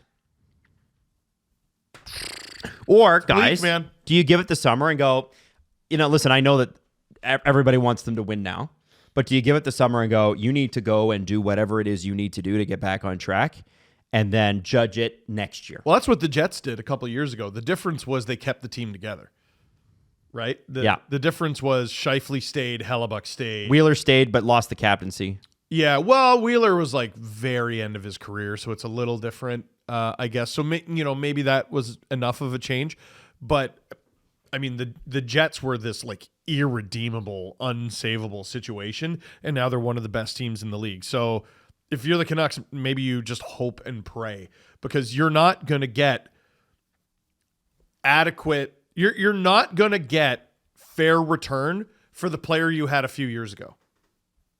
You're going to get, if you're lucky, adequate return for the player you have now, which is a decent player on a superstar's contract. Jesse, are you team trade or team keep? I'm on team trade because this summer we have a PK Subban situation going on because this summer his no movement clause kicks in. And I feel like that's a very underrated part of this story is that come July 1st, you cannot trade him anymore. So you might as well get it done before July 1st and get those assets because otherwise you're just hoping that he turns back into what you hope he is, and he hasn't been that player for quite some time. And Steve, you're talking about 50 goals, like his career high is 39, he hasn't been a 50 goal scorer. And this is who you have because this is the moment where he has to step up. And there's the possibility that he's injured, but if he's this injured, then you keep him out of the lineup, right? And I feel like there's going to be a taker around the league, especially with a team like Columbus or Buffalo. That just needs a shakeup. That if you're Vancouver, I think it's time to move him. The foundation of the trade is so obvious. Like Pettersson, Cousins. Okay, what needs to be on either side to make it work? But that is the foundation from where you begin. Mm-hmm. Easily. I think Columbus is a little more likely too, just because of the position they're in, where they look at least a little better. And like that's the thing they've always struggled with is down the middle. And here you have a team with tons of cap space that can take a chance on a player like this because they probably won't be able to sign a guy in free agency like Pettersson because they don't come up a lot available and they don't usually go to Columbus, even though we saw it with Gaudreau, like he went to Columbus and we all questioned that. But I don't know. I think if you're Columbus, this is the swing you got to make. See, Columbus, though, you got to remember, like, all right, what's happened with that franchise? There was a very brief period of time where they had a bunch of stars. Like, it was kind of crazy. Like, Panarin, Bobrovsky was a star for them. The Rick Nash years. The Rick Nash, they drafted first overall, right? And then he left. But, like, every time they've tried to recruit a star, it hasn't really worked. Except for Johnny. But, and those teams weren't good around him, right? I'm going all the way back to Jeff Carter. That didn't work at all. Patrick Laine, like that's a big swing. That didn't work at all.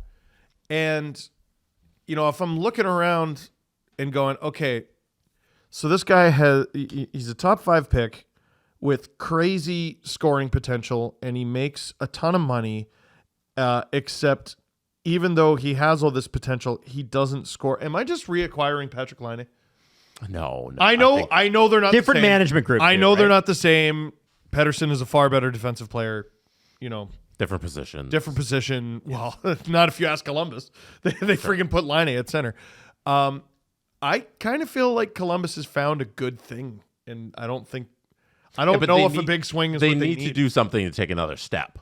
Like it's not just about sitting around. Eventually you need to take a step, and here's an opportunity, and you don't know when this opportunity is going to come around again.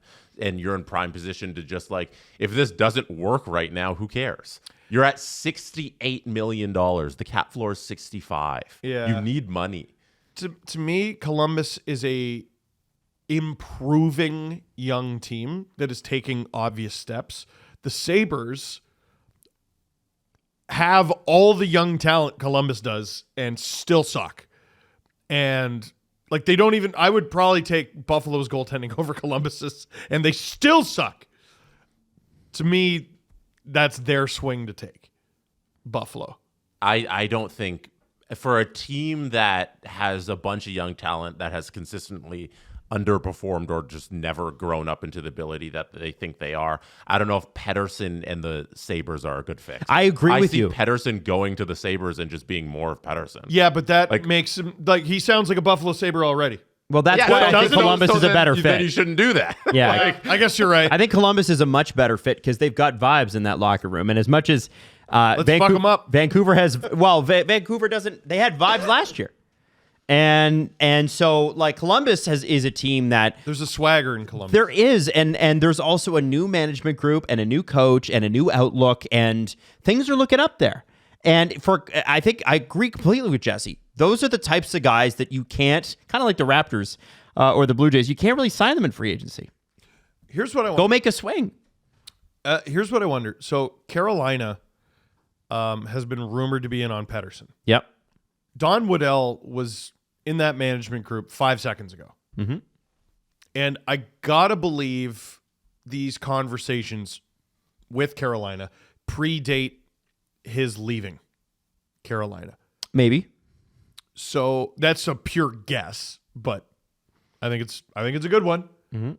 So maybe there's something there. Well, Him and Columbus? Yeah, well, maybe if Columbus goes and says we can't sign Rantanen, how do we make a 3-team deal with somebody that does want him? Oh, let's cook with gas. And then I freaking love these shows. I love and then using my imagination. Go get Pettersson. Because you know what? He does play well on the defensive side of the puck. Brind'Amour would like that. They've got a good dressing room in Carolina. This is the, what is it, 10, 11 days left until trade deadline? Yeah. We should get rid of our theme song for the next few days and just go with Barney's. Just make it that. Did you see imagination? To switch gears here, looks like there's going to be a hearing for Trevor Zegras today. It's a for this terrible hit, Michael Rasmussen. Now, this one is actually on the line for me, and I'll tell you why. Let's have a look. Well, I know exactly why. I thought the same thing this morning. Did you? I won't blow it for you. But I think I know where you're going. It feels like, and I'll do this for our audio only listeners. It feels like he caught him on the wrong side and I don't know if I saw malicious intent. It looks horrible. But Rasmussen is bent knee going into this. Admiring his pass is what I thought you were going to say. Well, there's that too. Or not. And is Zegras like Mr. History with the Department of Player Safety? Like, I know he's had a rough year. I know he's frustrated. What are you arguing? I'm arguing that I'm not totally. I'm trying to put myself in the place of NHL player safety, which is very difficult to do. He clearly beans him. Clearly hits him on the head. Primary contact. He's going to be suspended. I agree with that. Is it going to be the one that people are like they want blood on this one? Is it going to be that? Well, Jeff Merrick said 2 games. I think it's going to be like right. one. Because I don't see Zegras as A, the type of character who normally does this. B, I don't see him there going, he's not raising his chicken wings, right? Like his elbows are down. Rasmussen is looking the other way. But if Rasmussen is standing up or normally higher than that, Zegras catches him on the shoulder or in the chest. It was avoidable. Okay. This head contact, I think, was wholly avoidable. What I'd like to know, and I don't know because I only have 2 eyes, I couldn't watch every game, is what led up to this. Because Rasmussen is becoming like kind of a well-known agitator. Which I love. Good for him. Well, remember, early in the season, he scored the empty netter, and then he stood over Jack Hughes. Mm-hmm. And the Devils didn't like that. And that's Jack Hughes. Nikita Kucherov very literally intended to injure him on that trip with the empty net, and I went off on that. And that's Nikita Kucherov. And now here's Trevor Zegras, who is, expected to be a big part of this Anaheim Ducks team. This is an agitator, and guys are trying to hurt him. And Trevor Zegras, there's no way he's playing next game. I don't think so. Rasmussen, there's no way. And I don't think Zegras should either. Like, to me, it doesn't need to be a complete grease ball, he meant to injure this person type of hit. But I think players line up a hit, and when they see it's someone they hate, Makes it more fun. wow, they can't help themselves. And I think Rasmussen kind of puts himself in that position as an agitator.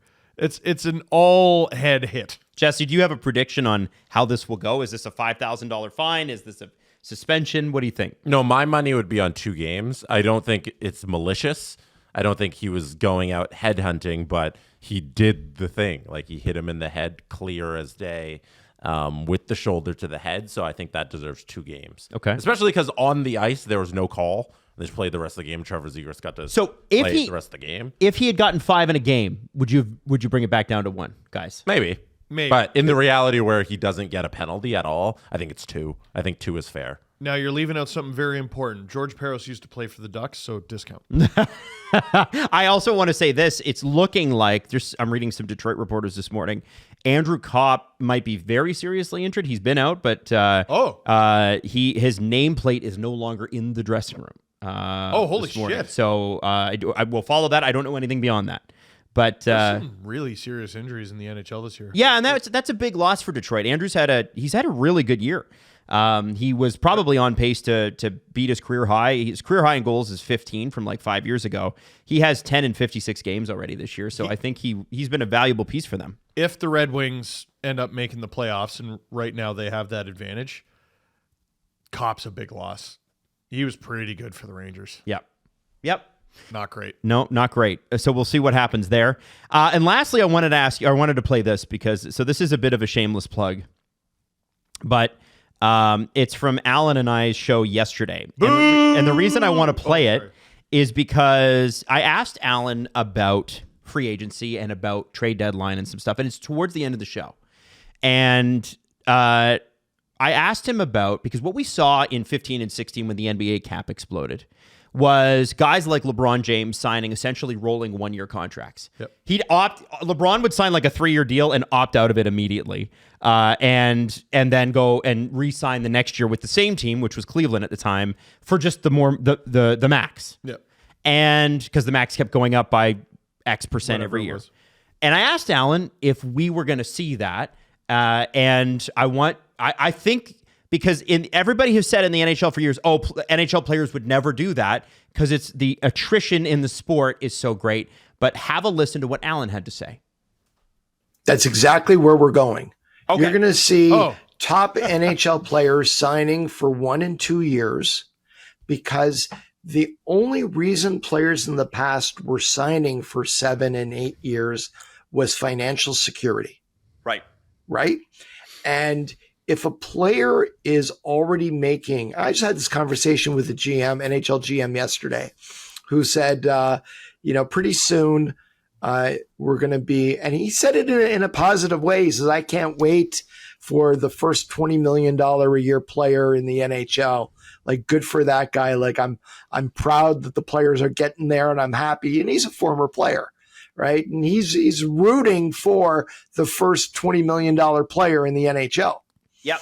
And if you're making, 17, 18, $20 million a year, you're not selling 8 years of your career to a team for financial security. You already have it, right? So now you can take that out, which really negates the need to go long-term. Mm-hmm. And you can say, you know what? Great group of guys. We're going to try to win here for the next year or two. But in 2 years, I get to go back to the market. And number one, with the cap going up year after year after year, likely get more money. Yep. And that's what's happened in the NBA. Yes. Right? With the cap jumping, guys got more money doing short-term deals. Mm-hmm. So that's certainly a motivator.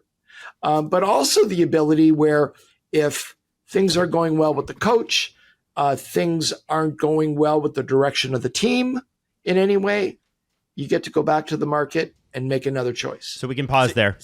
So you should check out the rest of that show. It's really great. But what I think is going to be interesting is NHL fans' reaction to this because, when Matthews didn't sign for 8 years, he signed for 5. It's an enormous failure. Is enormous. Oh, I can't believe the enormous failure that he did that.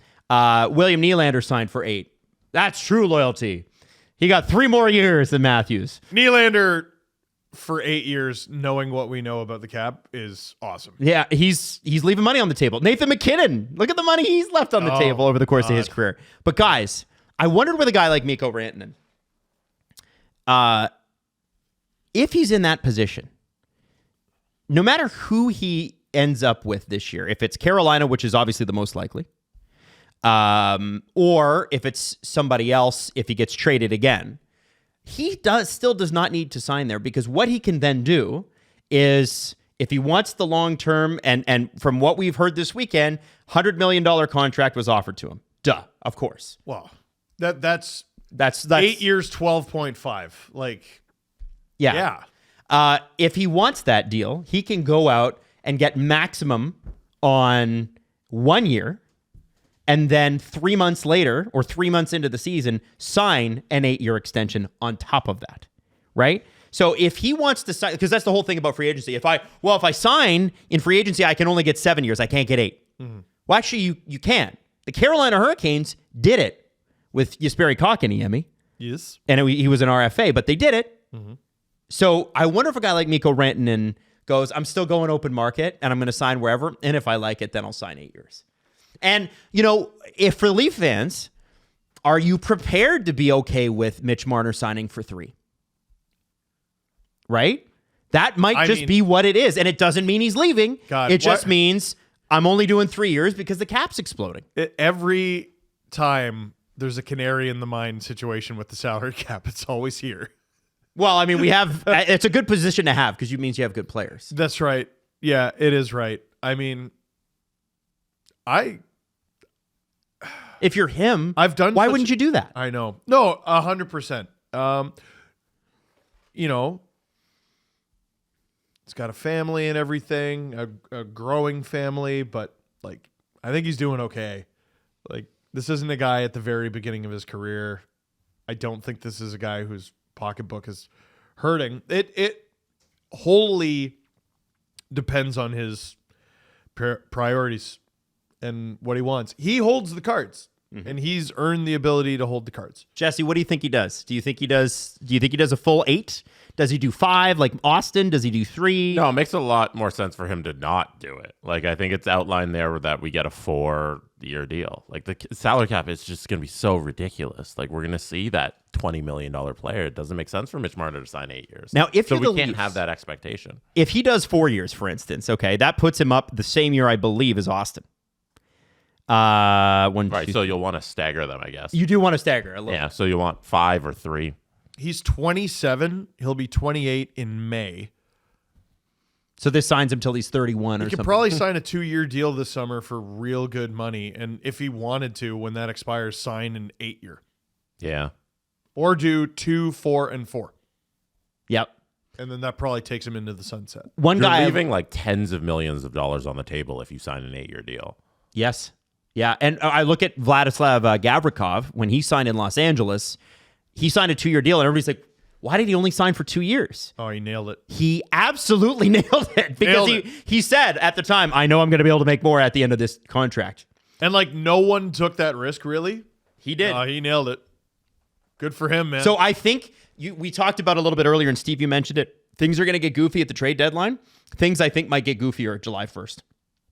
This could be... I'm so friggin' pumped for the next few months, dude. It's awesome.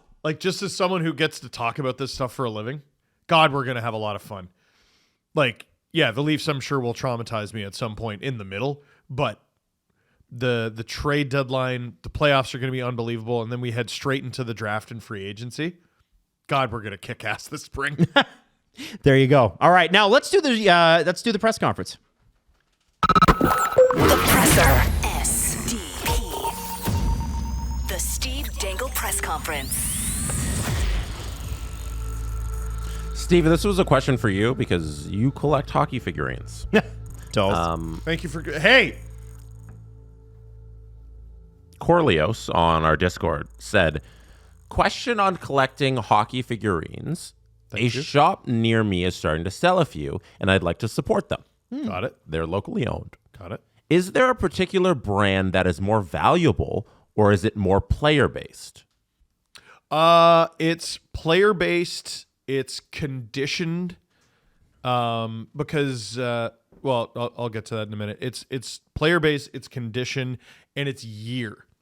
So what I'm starting to notice, and this is very good for me because I have 80 of these things.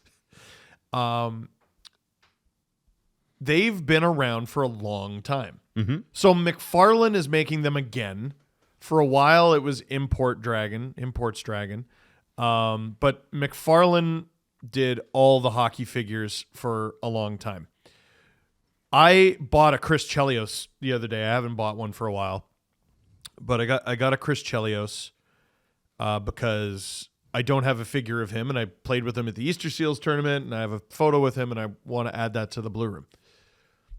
The figure is of him in a Blackhawks uniform. It's from 2003.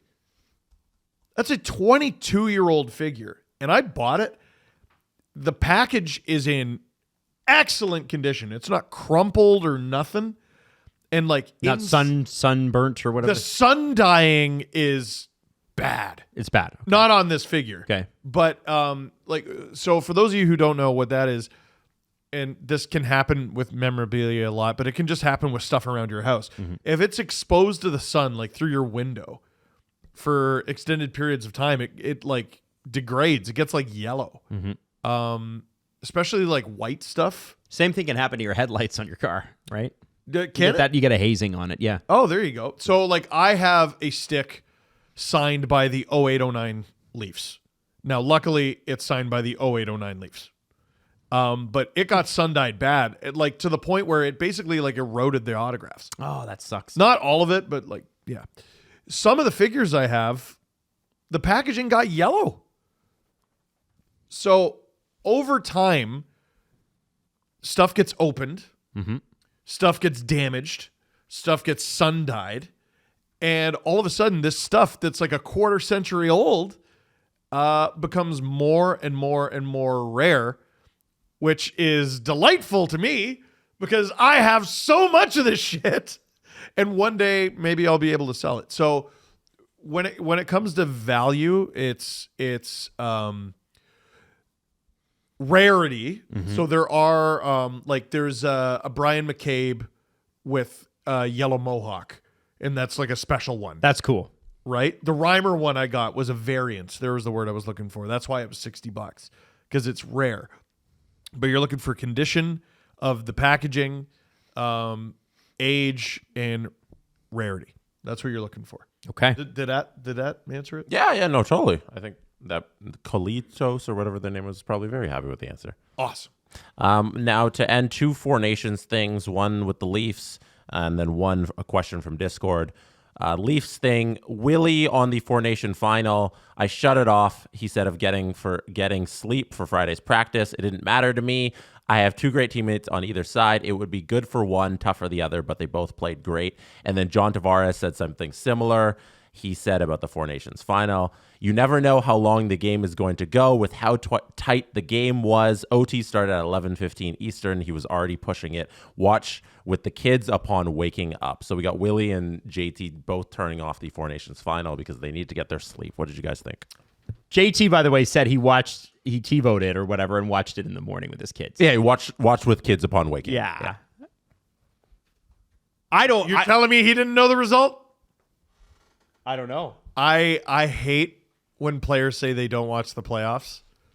It's a pet peeve of mine. When JT said that, I was like, okay, that's on brand. That's the most John Tavares quote of all time. Because that's what he does. Willie kind of framed it like, I got 2 great teammates, and John's like, I had to get to sleep, which is very John Tavares. He nailed it. The intensity of that friggin' game. I want every player of mine to put a blanket over their TV and just focus on that. Go under it and just watch. Mm-hmm. I want you to channel everything. Dude, we watched 2 games this weekend. The pace the breakneck difference between the pace of that tournament and these games. It's crazy. Insane. Yep. And those are the games you have to win. I think for John both scored of them, a series winner for the Leafs. He gets a pass. I don't know, Jess. This is my opinion on it.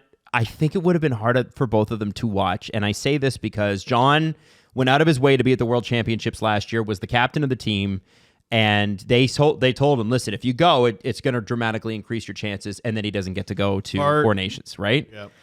Willie and Sweden had as many points as Canada did. They only lost on wins. And every game that they were in was like a 1-goal game. Sweden should and could have been in that finals just as easily as Canada, the United States. It was the head-to-head because they lost to Canada. Oh, they lost to Canada. Okay, fair enough. Whatever it was. Sweden could and should have been in there, right? 1 goal goes the other way, and it's, Canada loses that game against Sweden in that bar in Stouffville on that snowy night. Yep. They're in the final. So I think I can also imagine, listen, I want players to watch the playoffs. I agree with you, Steve. For that one game, I can imagine for those two guys, for different reasons, it would have been like nails on a chalkboard. Because it would have just made them competitively angry. I think John Tavares is a very patriotic Canadian. If the Leafs get knocked out early in these playoffs, I don't think you'll catch him dead at the World Championships this year. No, I don't think so. I think that message was set. Does that make sense? Is that fair? Yeah, I understand. So I understood when he said it. It's just I want players to watch. He also, the other way you should look at this is like, everybody going into this saying, oh, it's a made-up tournament and they should prioritize their teams. And look, Pietrangelo is, or maybe some of these other guys should consider that. That John Tavares and William Nylander sticking to their routines is kind of putting the Leafs first. Well, I'm in Toronto now. I'm back in Toronto. Yep. I'm going to put my team first. And maybe we want to look at it that way. Once the tournament ends, your priority is to your team.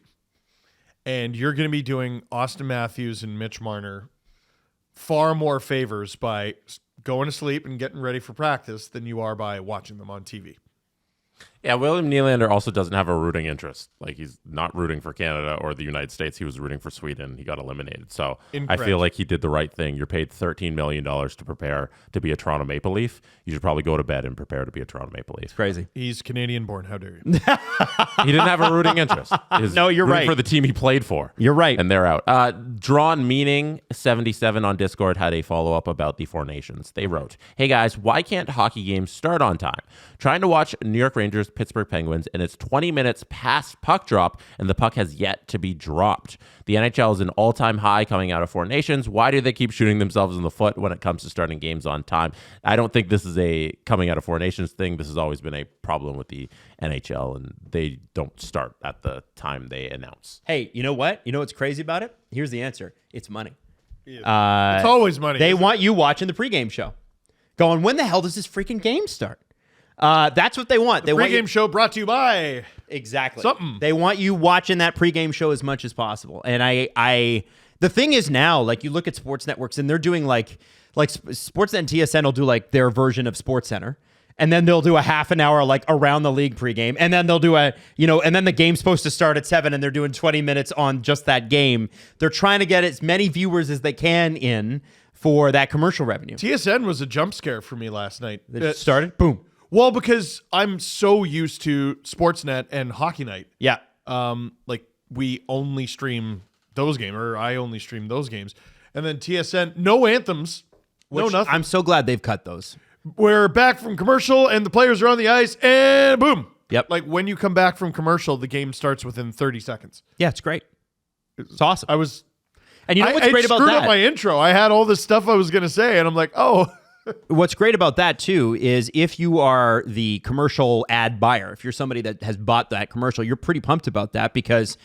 Oh, hell yeah. Because it keeps people through the entire commercial break. Yep. Whereas when you go to the anthem, people get up, they go to the bathroom one more time, they put the TV on mute. Like, honestly, like the reason the anthems became a story is because of the booing. But most of the time, I think 90% of Canadian and American fans are like, I could give two craps about the anthem every game. I understand it in certain instances. I understand it in special occasions. But the fact that it happens 82 times a year plus the playoffs makes it not that special. It's It's not great television. Let's just much. put it that way. It's just not great television. So that's what drives me nuts with Sportsnet. It's like you got the long pregame show and then you've got the anthem. And so by the time the game starts, it's almost like you've been stuck in the mud in a car and you're trying to like pump the gas to get out. Like because it just slows everything down. Can I tell you a very interesting observation I made yesterday? It was very interesting to me. Anyway, they didn't show the anthem. Jesse, are we rating Steve on his interestometer here? No. It's very interesting. Trust me, you're going to love this. TSN didn't show the anthems yesterday, and everyone survived. It's crazy. Everyone lived. They went home to their loved ones. Everything's fine. You don't need it on TV. Yep, you can do it at the game. Don't need it on TV. It's bad TV. Some people would say you don't need it at the game, but I would. You definitely don't need it on TV. Yep, I agree. I agree with you. So that's it. That's it for the show today. Yes. But listen, I hope you had a good time. We'll be back Wednesday. We're into a normal schedule this week. Weird. Gearing up for the trade deadline. By the way, brand new CJ show, which is going to have lots of interesting bits on just that. Because we are full trade season, baby. And probably some extensions, too. Cool. Is that it? The Steve Dangle Podcast. Follow the guys on Twitter at Steve_Dangle, at Adam WYLDE, and at Jesse Blake. Connection complete.